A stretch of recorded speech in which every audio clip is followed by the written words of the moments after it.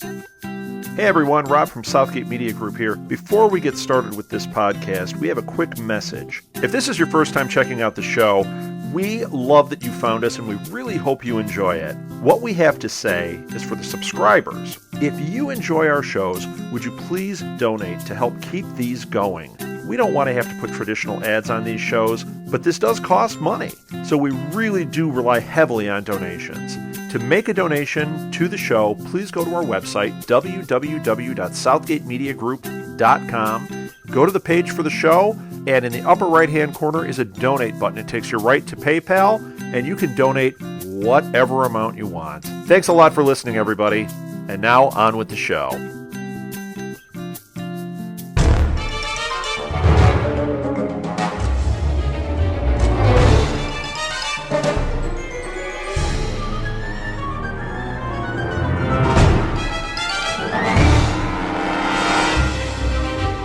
Welcome everyone to World's Finest, the DC Comics Review, with me, Phil, and Tyler, of course. Oh yeah, let's talk some DC. Alright, and as you learned last week, as we always, we'll start with the Bat Books, and this portion of World's Finest is brought to you by Before the Bat, the Gotham podcast, which Tyler and I host with Kelly. So, let's jump in. You said you got the last couple issues of Batman Eternal? Yeah, like last week we went over Batman Eternal 44. And this week, of course, now we have Batman Eternal for 45. So I'll jump right into it. 45 starts where Batman is being overcome by what seems like to be a bunch of ghosts. Yes. But it seems like these zombie-esque people that Batman's freaking out seeing. And Batwing is having the same issues. And even though I have been reading the book and getting caught up, I still felt this was very kind of odd and out of place and just very interesting. Like Batwing is having he's working with Corrigan, who we all know is a Spectre, on something. But the best part about this story is when we get into the fact that spoiler is what they're calling Stephanie Brown. Her and Bluebird's story, while Bluebird has official her costume has come out and is going about trying to make a name for herself even when everyone else is against it. And Bluebird, of course, is Harper Row. And her and Stephanie Brown are against each other. And then we have Batman working with Penny, too, good old Alfred's daughter. And he's trying to piece together who's behind everything. And literally the last part of this book closes out when they're talking about everything and piecing together that it's Ra's al Ghul. And that Ra's al Ghul has been the one setting everything up. And that he's coming to Gotham. So, it was good. It's one of those books, Eternals, where there's so much going on, and you get such a little snippet each week of the bigger story. But when you sit down and you read it as, you know, I think they're going for 60 books, and we're in book 45. Yes. But when you sit down and read it as an overall, I give this issue probably 3 out of 5. It's good. But it was just one of those, like, I don't want to say filler, but just kind of push the story a little bit farther. But I'll give it a 3 out of 5. Yeah, I hear you there. It sometimes, I don't know, sometimes there seem like they're slow weeks, but just all the ghosts were, I forget, they were trying to, down in Arkham before it got destroyed, they were trying to resurrect Deacon Blackfire, is that his name? Yeah. And Batwing and Corrigan were there, that's why Batwing's seeing all the ghosts and stuff. It's just really crazy, but sweet, but crazy. Yeah. So yeah, we gave it a 3 out of 5. But the other Bat book I got, I guess you can call it a Bat book, was the Harley Quinn Valentine's Day special. How was that? It was good. It was good. The Harley Quinn finds out that there's an auction to win a date for a night with millionaire Bruce Wayne. So with the help of a friend, she steals $1 million from you'd call them one of the bankers, you know, who basically, you know, give out the bad mortgages, and they basically got away with a slap on the wrist. Oh yeah. She basically steals $1 million from one of those guys to win the auction to win a date with Bruce Wayne until he gets kidnapped by two sea characters who want to. It's goofy. They want to build a habitat for sea creatures, and Bruce Wayne's like, I would have given you the money, you know. Because the Harley Quinn run is just odd in itself. Yeah, it's weird. I mean, it'll be good, and then other times it'll get plain goofy. It'd be great if this whole run of her solo it's all in her head. I don't know if this is a fair comparison. I think of her as like the female DC version of Deadpool, somewhat. Dude, I will side with that. She's not quite to his caliber, but I see where they're going with her. And I see it's in that same vein. Yeah, they try to go with humor. They try to break the fourth wall sometimes. Her cartoonish apparel, and just like, she doesn't seem like she's a good guy, a bad guy, or even an anti-hero. She's just there somewhere existing. Yeah. Having her own crazy adventures. Yeah. I kind of miss the old Harley. From like the animated series Harley. Yeah. Yeah, I don't know. She really doesn't even want to have much to do with the Joker. I think they're trying to make her more of an anti-hero. Yeah, they're trying to give her own. She doesn't need the Joker to exist instead of only existing with the Joker. Yeah, she's very popular right now, so I think they're trying to like pair her away from the homicidal maniac. Which is weird because but whatever. Yes. All right. Well, what do I give that book? I think I'll give that another 3. Okay. Alright, so the next portion is the Flash Green Arrow review, and this portion is brought to you by the Flash Arrow Power Hour podcast, where you can hear me, Tyler, and that other guy, Zach, the Flashpoint and the Queen Consolidated podcast, and the Fast Talkers podcast. So, this week, I read Arrow Season 2.5, number 5, as I explained, I think, last week with the Flash one. I know it comes out digitally first, but I like to hold the hard copy in my hands. Yeah. And we see there's a new guy trying to take over for Baron Blood in Star City. Or maybe it's still Starling. But yeah.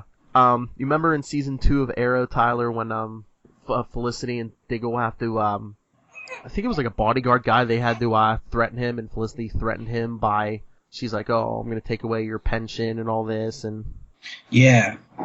That guy is the new Baron Blood. Interesting. Yes. See, I could see that. I would like to see that guy come out. He's kind of like off his rocker now, so. Let's see some more of these crazy characters like that. The ones that appear in like the 0.5 books, like I'd like to just see them fleshed out on the show. But that sounds interesting. Mm-hmm. And let's see, the other big story is supposedly Oliver's stepfather's going to try to help him buy his company back. Well. But we haven't seen we haven't heard about this in Season 3, so I don't know how successful they're going to be. Yeah, that's the hard part about this book, is like you're reading it, but it takes place between Season 2 and Season 3, and so many threads like that. For instance, we know that Palmer comes in and sweeps everyone off their feet and buys it up. Yeah. And then the final, it's weird with the Arrow one, like every issue there's a Suicide Squad story too, but it's only 2 pages long. Huh. So it's going to take forever to get this story.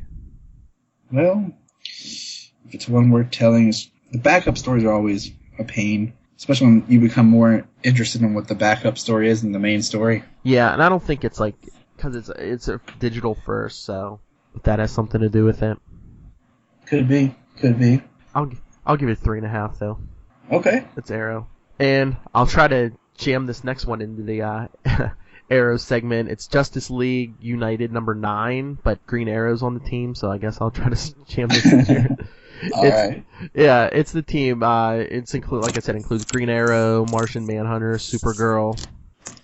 And it's like a team. Their team teams up with the Legion of Superheroes, basically to try to stop this entity from destroying the universe. It was basically like a childlike alien until it was messed with, and blah blah blah.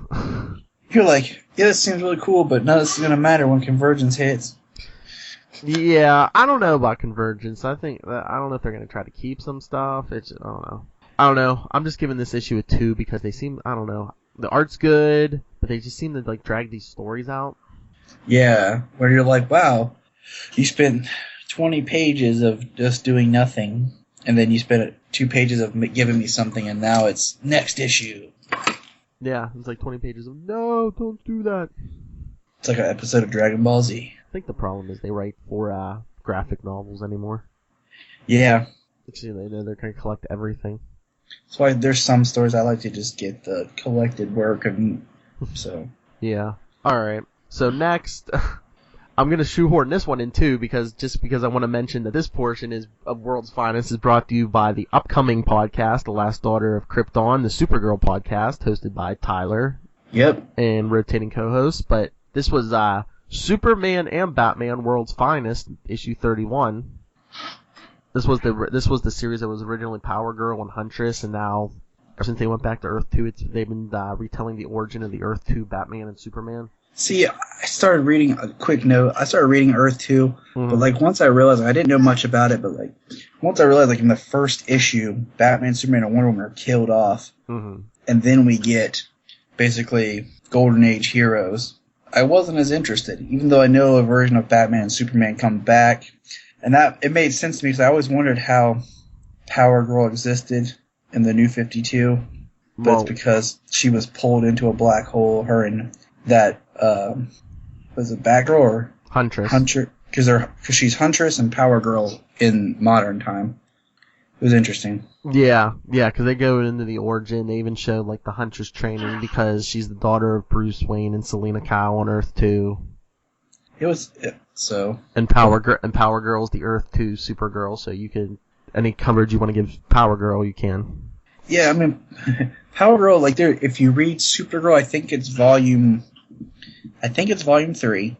If you're looking at the graphic novels of Supergirl, it deals when Kara on Earth meets Power Girl, and that was a really great story. And I was trying to understand, but having the knowledge that Power Girl was sucked from Earth 2 and put here makes it a better story. Yeah. So, let me see, what do I give this? It's Batman and Superman. I'll probably give it. Art was good, story was good. I mean, it's a multi-part story again, of course, but it's like from Lois's point of view because she's like telling like the last days of like Batman and Superman. That's really cool. Sad, but cool. Yeah, I'll give it 4 stars. All right. And for the first time on the World's Finest, we can do the Constantine review because Constantine 22 came out this week, and this portion is brought to you by the Newcastle Crew and the Dangerous Habits podcast. But speaking of Earth 2, as we will, Constantine, this is like, I forget what part this is, 3, 4. He was like sucked into Earth 2, where he met his Earth 2 counterpart, who was living kind of a happy existence with like live parents, and I think he has a woman and friends who aren't dead. That sounds like a good time. Yes, it was until like at the end of the last issue. So like he was trying to pull them all off of Earth 2 because this is like Darkseid and all his forces are attacking, but he couldn't do the spell with him and the other John Constantine, so he killed the Earth 2 John Constantine. So now that guy's family's all mad at him. Wow, what a douche. And Dr. Fate's trying to like hitch a ride off Earth 2 also with them. Interesting. Yeah. Dr. Fate's trying to abandon ship. I don't think anyone likes Earth 2. Well, not when Darkseid and Apocalypse are attacking, no. No, not at all. Yeah, I get the Earth 2 book, but I don't get the weekly one, The World's End, so I'm probably missing half the story, but... Yeah, like I said, I'm trying to read Earth 2. It's not bad, it's just interesting. Yeah, like I told you, I think last week, there's like 2 or 3 issues back, they did a Dick Grayson and Barbara Gordon one where they were married on Earth 2. It was pretty interesting, and it was like a one and done, so... Makes sense. Yeah. I just feel like Earth 2 is a missed opportunity for more stories, because it can be technically the only way of getting some Elseworld type stories, but... Yeah, well, like we said, who knows what's coming after Convergence. Hopefully not a huge reboot, but... What else we got, Phil?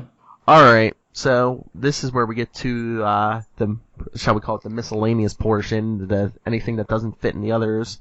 And this portion is brought to you by Channel 52, the DC podcast with Will Hellfire, Tyler, and is it Charlie? Yep. Alright, I got 2 for this section. First is Green Lantern Corps 39, where Jon Stewart and a bunch of some of the the alien Green Lanterns no one really knows about. If it's not Kilowatt or Tamaray. No. Yeah, they're on the home planet of one of the Green Lanterns, and there's like don't know if they're ghosts or demons are like attacking, and like the Green Lanterns are like trying to save the planet from these demon things.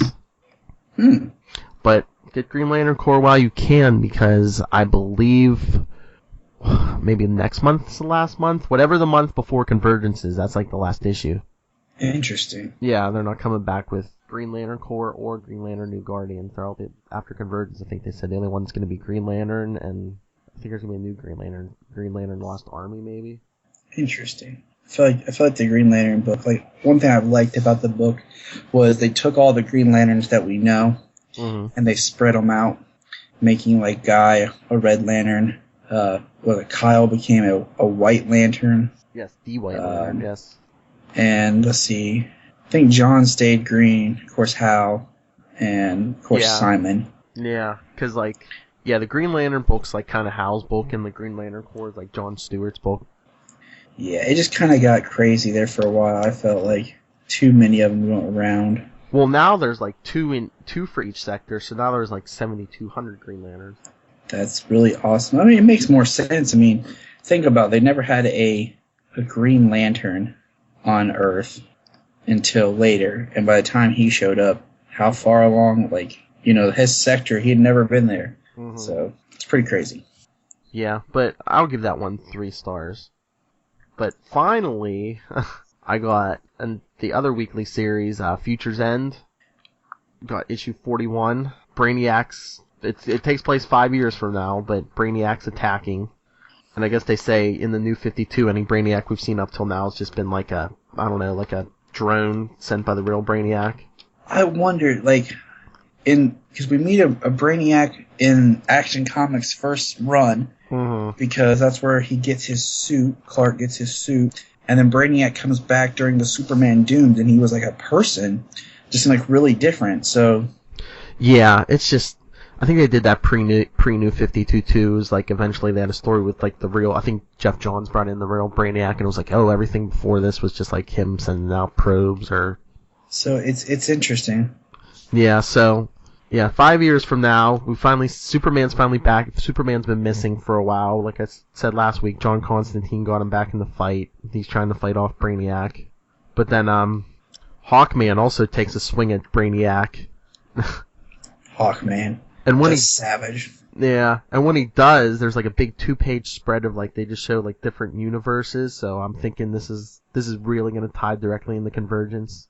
Well, I always liked, I think it was Darkseid. I didn't read the Brainiac villains issue. I wish I had now. Darkseid, I remember when you found out that Darkseid was going to every world and killing the Superman of every world, which I thought was really interesting, and I want to pull that issue because you have that picture of him with all the dead Supermen, but yet it doesn't look like the different Superman of the 52 Earths that we've discussed for the upcoming Convergence, so... I don't know. It's one of those things like I'm a sucker for continuity being together, so. Alright, and then after that, we get Batman and Tim Drake, because Tim Drake's not Red Robin anymore. Basically, I guess him and Batman must have some kind of falling out, but they're a Terrific Tech. They want to see Mr. Terrific as Brother Eye. It seems like Brainiac and Brother Eye are going to hit at the same time. Oh, joy. Yeah, because in the future, Terry McGinnis came back from, like, most of the world had been turned into, like, cyborgs and stuff, so I don't know if it's supposed to be, like, is it Brainiac, is it Brother Eye, is it a combination of both? It's Brainiac. And then, we only get, like, one panel, I guess we'll have to wait till next issue, what if, Terry McGinnis is about to be attacked from behind, Brother Eye sent, from Terry McGinnis' future, Brother Eye sent back, it's like a cyborg, but Brother Eye slapped together the Joker and Batman and Bruce Wayne.